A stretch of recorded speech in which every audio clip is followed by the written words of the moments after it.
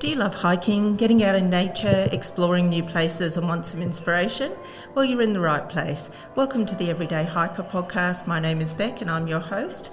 I live in the beautiful southeast Queensland region of Australia, so many of our hiking ideas feature this area.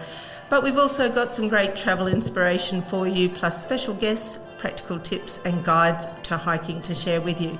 And if you like what you hear, please follow me, share with your friends, rate my podcast and send me your feedback. Okay, welcome everyone. I have a very special guest with me here today. I have Peter O'Reilly from O'Reillys Rainforest Retreat. So welcome, Peter. Thanks, Beck. It's a pleasure to be here. That's great. I thought to myself, I can't believe we haven't spoken more about the beautiful Lamington National Park, and who better to get it from but someone from what I assume is the O'Reillys family. So let's kick off, if you could let everyone know where you fit in up at O'Reillys, maybe a little bit of your history, interest in bushwalking, that sort of thing. Sure. My family moved up to what wasn't then Lamington National Park. It predated the park in 1911 and selected land. My grandfather and his 4 brothers and 3 cousins all wanted to run dairy farms up there, clear the rainforest and create dairy farms. Very quickly, people started coming and staying with them. You had to have huts on the various blocks of land, and it meant that they had a bit of spare space, and there was a lot of talk about a national park being formed. We'd already seen Witches Falls, Bunya Mountains and Main Range national parks declared in southeast Queensland. And so Lamington was declared after a lot of work by Robert Collins initially, and Romeo Lay essentially finished it off. And Lamington was declared in 1915, which isolated us up there. And the dairying game was pretty hard. They were very isolated. There was no road. It was all pack horse in and out down a steep mountain track, and the cream was churning to butter before they got it to the butter factory, that sort of problem. And so tourism became a thing. And 100 years ago this Easter, we opened a guest house up on top of the hill. Before that, the huts had been down along the creeks, but they chose a flat spot higher up the hill and created O'Reillys Guest House. So it opened on Good Friday, 1926. Wow, so 100 years of guests going up there, and it's such a special place. Did you grow up around the area? Yeah. You talked about my history in bushwalking. Well, I sort of just grew up, and it was what you did. And I think, we grew up there, and when I was young, it was only a dirt road to Canungra. It was a pretty isolated place. I think the tourism market for us would have been sort of all on or all off, just about. School holidays would have been big. And we went walking a lot as children. I can remember back in the early 70s, it was May school holidays. I think I would have been about 7. My older brother would have been 10 or 11. And 5 or 6 children would have done the commando track in Lower Moorings at least 8 or 10 times that holidays, just because it would have been warm and we loved swimming in that creek, and it was such an exciting thing. Nowadays, I'd warn people off doing that walk. It's craziness. Yeah. And but what you don't know when you're younger, right? You just set out exploring. Yeah. So we were very fortunate to grow up walking around Lamington like we owned it, and I'm pretty sure we thought we did. And then, of course, when it came to our own holidays, my father would be taking us camping, and we would be going to other national parks and seeing what they were like, and walking. And it was not so much the usual beach holiday for us. We did plenty of those too, but there was always a camping trip not too far away. What a fantastic way to grow up. And I know we're going to talk about the 100-year anniversary and some special events a little bit later on. Is there anything in the guest house? And I know you've got some amazing history up there that, if you've got an hour or two to while away, you can certainly walk around the rooms and all the photos on the walls. But is there anything left from 100 years ago? One thing left from 100 years ago, and that is in the dining room. The dining room area was rebuilt in 1974, and we fell lignum vitae from the property, from our own land, and made posts, which was the timber that the original dining room posts had been made from. And when we sort of all got finished and done and they were doing the construction, we were one post short, and so one of the original posts was reused, and so it's there in the middle of the dining room, and it's more than 100 years old now. There you go. But the rest of it has moved on over many years. What about the national park itself? When you're walking around it, how much change do you think there is from when you were growing up there? I mean, apart from better signpost trails, is it still pretty much the same? Look, I think it is.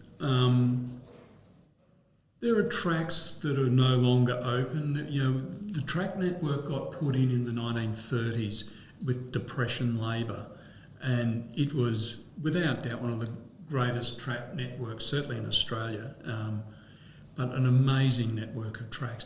I think their dreams and aspirations back then with the size of the network didn't quite match budgets in later years, and so we've lost a few of those tracks. And some wonderful tracks like the one that went down around the junction between East and West Canungra Creek and up to Fountain Falls, and then over essentially what we call Middle Ridge Traverse now and down to Binnaburra that way. So there was a graded path. There were two ways to get to Binnaburra by a graded path. And that track has been long gone. The track to the bottom of Moorans Falls has gone. So there are a number of them that just aren't there anymore, and ones that I remember well from my childhood. The other thing that I've seen change and that is sad is the encroachment of some weeds. And the reason I wouldn't send you around the Commando track and Lower Moorans now is the lantana problem. It was there when we were young. It was just down the very bottom in the farmland, and you went round it and that was it. Now it's with you all day, and it's a scourge, and you come back, you know, having lost far too much blood through scratches from lantana. So that's a real shame to see. Yes. And along the creeks, the mistweed, but that was probably there when I was younger too, I think. So you can see, even in a place as wild as Lamington, our European influence or impact has been able to reach even into these remote places, which is such a shame. And I was in New Zealand late last year, and they've got the gorse problem there, and it was fascinating that they found that letting the native forest re-vegetate was the best way to deal with it. But yeah, it's a terrible shame, isn't it? Especially something like lantana. And there's only so many trails, I guess, you can maintain. That's right. But let's get straight into trails, because this is somebody I know that you're going to know the whole mountain area. If I was brand new to hiking and I thought I'm going to go up to O'Reillys for the day, where would you start? What would be a good track to set out on to get a bit of a feel for the environment up there? Look, I guess if it's your first walk, or if you're with little kids, or somebody in a wheelchair, the Python Rock track is tremendous. It was built in the 80s. It was my father drove the project with Commonwealth Employment Program, employing young people out of Beaudesert, and it was just a beautiful track. And at the time, I remember the executive director of National Park saying, "This is the best track in a national park in Queensland." Standards have changed now, and it's no longer officially a wheelchair track because, you know, the angles or the distances between the stopping points are too much. But it's a beautiful walk. You walk through this beautiful warm subtropical rainforest for some distance, and then you come to an ecotone area, so you get to walk out from where, you know, that edge of the rainforest and into the open eucalypt country, and it's quite a lush eucalypt area, that one, with beautiful big New England blackbutt and Dunn's white gum. It's a lovely spot. And then you come out to the lookout at the top at Python Rock, and it's a big timber lookout. And you've got Moorans Falls down here to the left. you look across Castle Crag, and behind that Lost World, and then behind that Buchanan's Fort, and you just realise that the mountains just keep unfolding away to the south. It's a beautiful walk. And you can go from there further around the West Cliffs track to Pat's Bluff, which is quite beautiful, and come back through Luke's farm or Pat's farm. So it's a walk that you can add to and grow as the confidence is there. That's fantastic, because I think sometimes we overlook, when we're setting off for our big adventure, we overlook that there are a lot of shorter, but like you said, they don't have to be so short, but we overlook maybe the shorter tracks to start with. But it's certainly one that I have been on, and I agree with you, it was absolutely beautiful, and did it as a sort of a secondary walk to the main one, which we might get to. The border track's very popular, but I'm not going to second guess you because you're the expert. If you wanted to go a little bit further, so you're looking for something in the 8 to 12 kilometre range, and maybe up to 15 or so, because that's what I think a lot of the people listening and looking for hikes are looking for, something that's going to take them about half a day. What would be your next suggestion for that? If you're looking for something in that intermediate distance, probably the Box Forest track and then West Canungra Creek.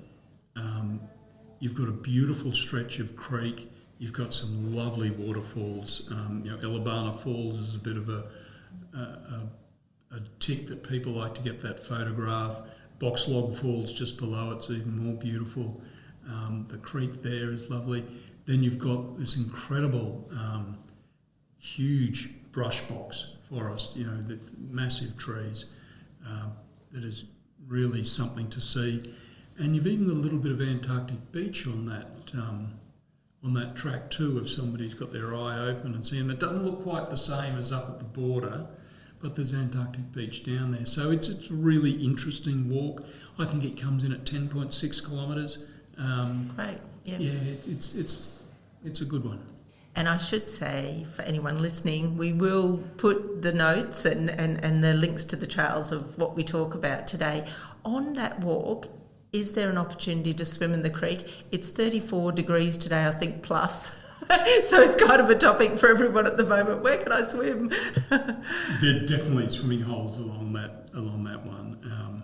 I don't think any of them are advertised as such anymore. That's sort of frowned upon. But certainly, again, as children, we swam in just about every one along those creeks, and the tributaries as well, probably up to Luna. Fantastic. So will you get your feet wet then, if you didn't intend to? Are there many creek crossings? No, there are creek crossings, but they're pretty good. There's no wading crossings. So there are rock hopping crossings. Okay. But no wading crossings. So that always makes it more exciting. So yeah, it does. Fantastic. Well, let's move on to our third category, where if you wanted a more challenging day hike, we might talk about some overnight ideas, but if it was just a day hike and you were happy to hike all day, what would you head to for that category? If you're a walker just looking for a little bit more distance rather than technical challenge, I think Luna Creek Circuit is probably the equal of any walk in the park. I would usually say the best in the park. I would always sort of say Luna on the O'Reillys side, maybe Coomera Gorge, or perhaps Shipstone over on the Binnaburra side. But on the O'Reillys side, the two big ones are Luna Creek and Echo Point or Albert River Circuit. Luna Creek is 18.3 kilometres. It depends which member of my family you speak to as to whether you go clockwise or anti-clockwise. I was a clockwise person. To walk up the creek in the day, meaning you're walking at the waterfalls all morning, and then you get up to Mount Woonungra on the border, so you've got views of Mount Warning down to Byron Bay, etc., for lunch. And then it's relatively even and downhill for the way home. I like your thinking. That's the way I like to do it. Exactly. If you spoke to my father or my younger brother, they would do it the other direction.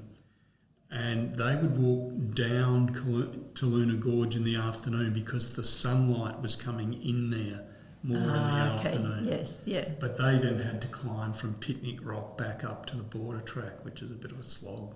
It's really not that bad, but, that's my bias. Depends on your state of mind at the end of the day. Yes, exactly. So depends how often you do this. So there's 3 really great ideas to get us started. You mentioned the border track, and for anybody who hasn't heard of that before, that essentially is the track that links O'Reillys and Binnaburra. And the problem, I shouldn't say problem because it's a lovely walk, but you do have to get back. They're certainly not connected easily by road, are they? So, and I know you guys have done a great job with a courtesy bus that will take you one way and then you can walk back, or you can walk over to, one of the 2 resorts, stay the night and then walk back the next day. Well, plenty of people do that. Of course, now people use that as part of the Gold Coast Hinterland Great Walk. Mm-hmm. And they end up, they might start at O'Reillys and finish up on Springbrook. So there's even more logistical challenges perhaps in that. But, to do that. Yeah. And so that brings me to my next one. Overnight hiking is really becoming popular. People are looking for where's somewhere I can hike into, maybe hike out or whatever it may be. It seems to me that there's a lot of bush camps that aren't necessarily easy to access, or they're not sort of large areas. Do you have a favourite spot that you'd suggest for an overnight hike?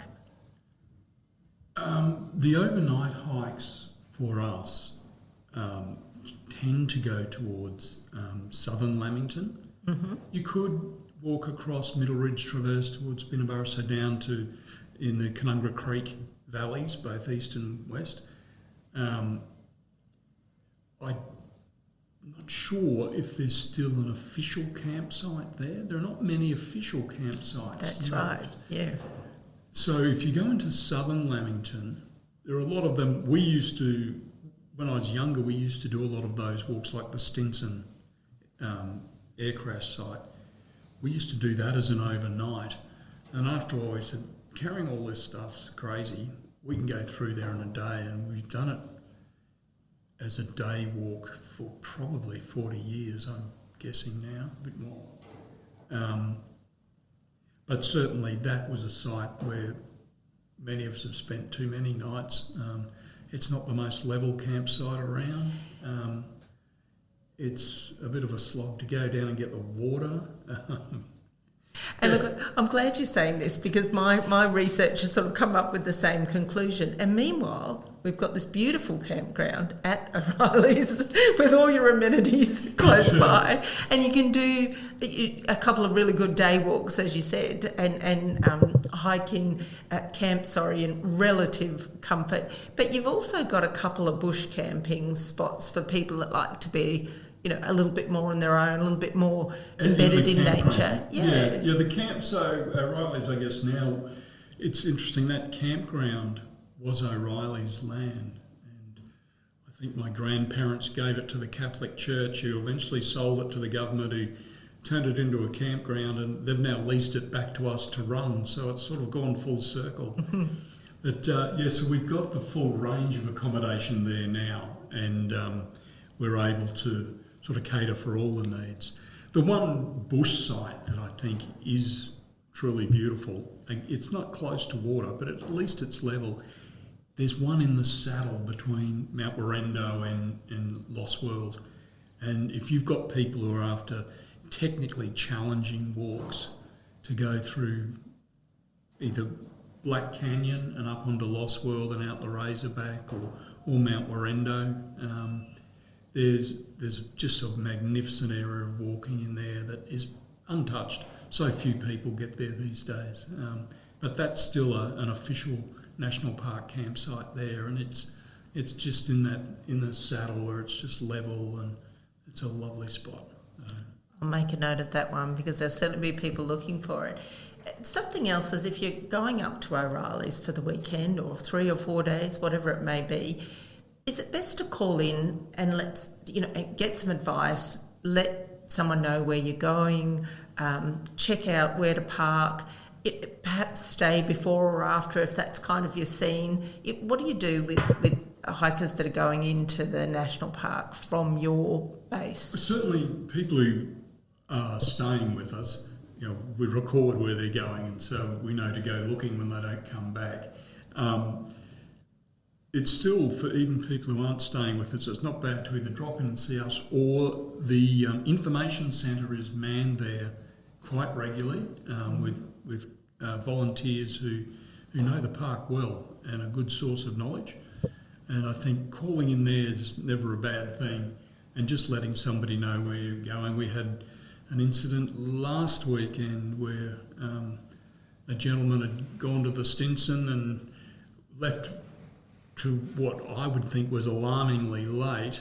Yes, he was going to stay overnight, but I think he may have stayed an extra night unintentionally. But he came out, or was found on the way out. So that's good. It's good to have a good outcome. That's what I'm just thinking. Some of these lesser known tracks we're talking about, it's so important. We always talk about having PLBs and things like that, but even just simply letting someone know where you're going, because signals aren't always going to be great the more remote you get. So, none of those tracks are as clear as they used to be either. Right, yeah. It's interesting, you would think, a greater population, a lot of people interested in nature-based tourism these days, those tracks would be clearer. No, is my experience. You're going to need some navigation skills instead of just relying on your all trails, potentially, to get you in and out if you don't want to run into trouble. And things like you said, knowing where to access fresh water, because it's too hard to carry that much in if you're going in overnight. How about first aid and injuries? And you mentioned an incident before. Have you got any advice for people in the area? Is there any sort of common injuries or problems that you know of?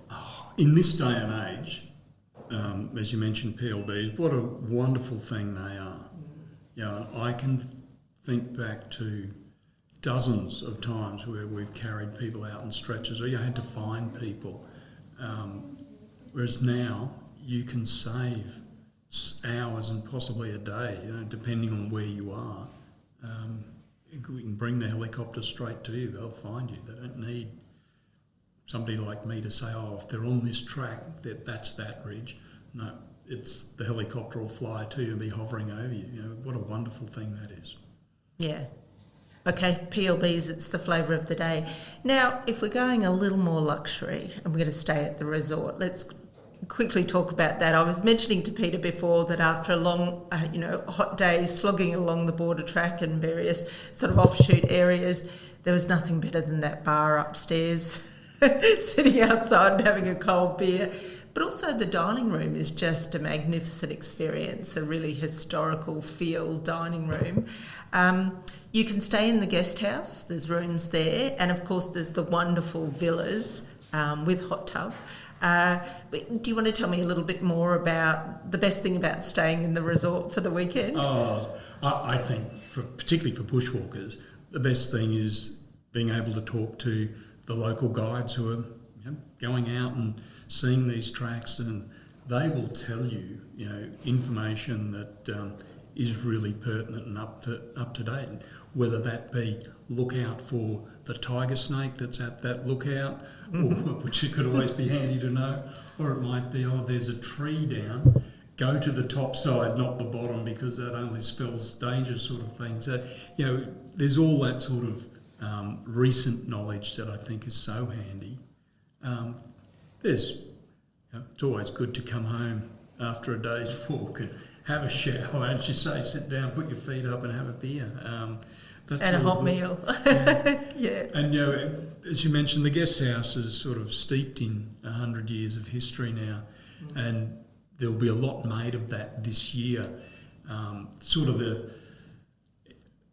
the anniversary isn't till the 3rd of April, and that's sort of going to start pretty much a year of making sure that a lot of this information is displayed. We're going to make a little bit more of some of that historical information just for people's interest over the next year as all part of the celebration. So it'll just be another layer of interest for people who come and visit the place.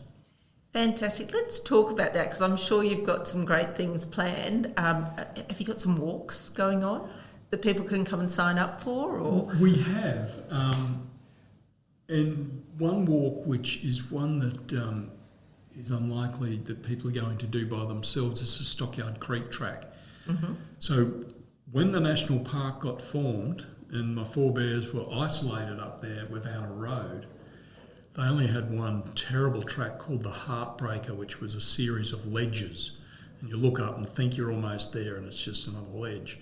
But they approached the council, and the council, I think, in an effort to get rid of them, lent them all this dynamite and picks and shovels and things and said, you can blast your own track into the side of that mountain. And that's what they did. And that's the Stockyard Creek track. And that became our route in and out from 1914 through until about the mid-30s when Romeo Lay put his timber track up.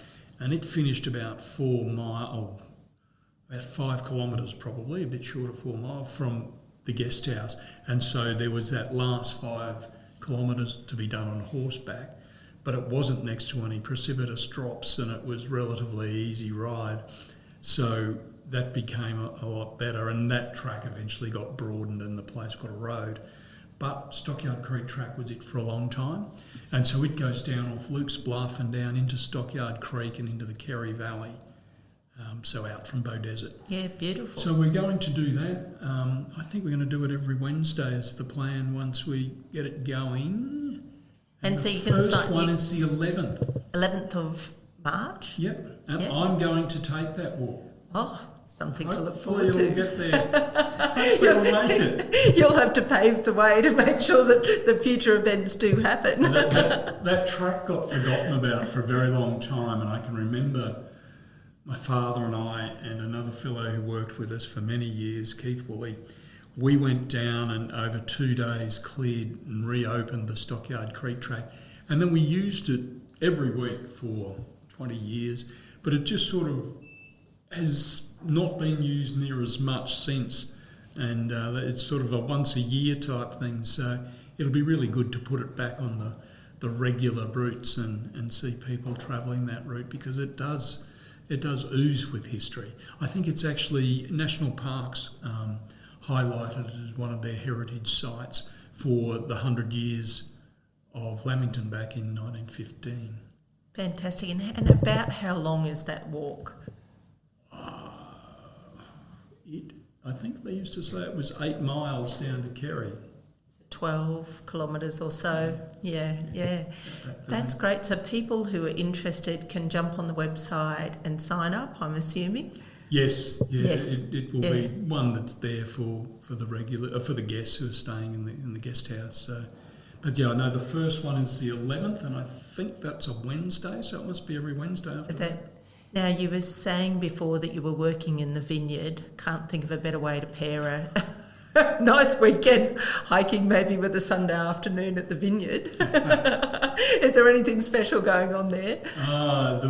The celebrations are kicking off on Sunday the 8th of March, and there's a wine launch, and it's essentially the launch of all things that are happening for that year.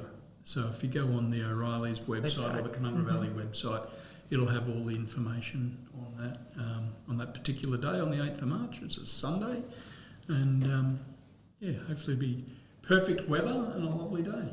Fingers crossed. That is a beautiful place, by the way, for a picnic. It is. So it's a lovely spot. Yeah, we'll look forward to that one. It sounds like there's a lot of exciting things going on for the 100-year anniversary, and as we said before, the best way to look is the website. I'd also suggest you jump on and have a look at the accommodation options so that you can make a weekend of it. Peter, thank you so much for your time today. You have just brought a wealth of local knowledge, really intimate family knowledge of Lamington National Park and O'Reillys in particular with you. So thank you for coming in. I'll look forward to seeing you up there, as I'm sure many of the people listening, to go up to one of the most historical places, I think, for bushwalking in southeast Queensland. Thank you, Beck. It's been an absolute pleasure to be here. I look forward to catching up with you up there. All right, thanks, Peter. Okay, and thank you everyone as normal for listening. I appreciate your support, and if there are other topics you'd like me to cover, please send me your feedback, and until next time, happy hiking.